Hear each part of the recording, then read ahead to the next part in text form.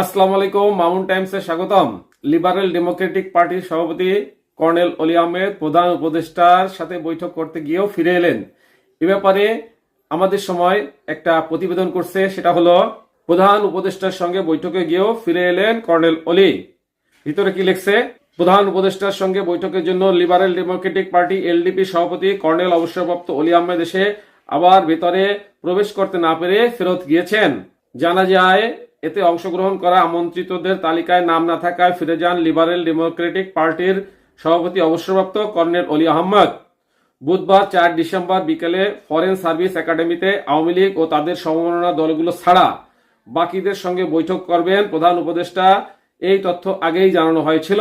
সেখানেই নিজের মতামত তুলে ধরতে গিয়েছিলেন কর্নেল অলি। এলডিবির একটি সূত্র জানিয়েছে, বুধবার 3 ডিসেম্বর রাতে উপদেষ্টা আদিলুর রহমান খান এলডিবি সভাপতিকে আজকের বৈঠকে আমন্ত্রণ জানান।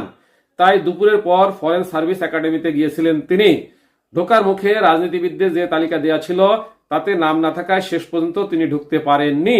এলডিবির ওই সূত্র আরো জানায়, পরক্ষণে এই উপদেষ্টাদের তরফ থেকে আবারও যোগাযোগ করা হয়েছিল কর্নেল অলির সঙ্গে। তাকে আসতেও বলা হয়েছিল, কিন্তু তিনি আসতে অপারগতা প্রকাশ করেন। গতকাল সন্ধ্যায় জুলাই গণ অভ্যুত্থানে নেতৃত্ব দেওয়া বৈষম্য বিরোধী ছাত্র আন্দোলনের একটি প্রতিনিধি দলের সঙ্গে মতবিনিময় সভা করেছেন প্রধান উপদেষ্টা। বৃহস্পতিবার বিভিন্ন ধর্মীয় নেতৃবৃন্দের সঙ্গেও বৈঠকে বসবেন তিনি। সাথে থাকার জন্য ধন্যবাদ। আসসালামু আলাইকুম।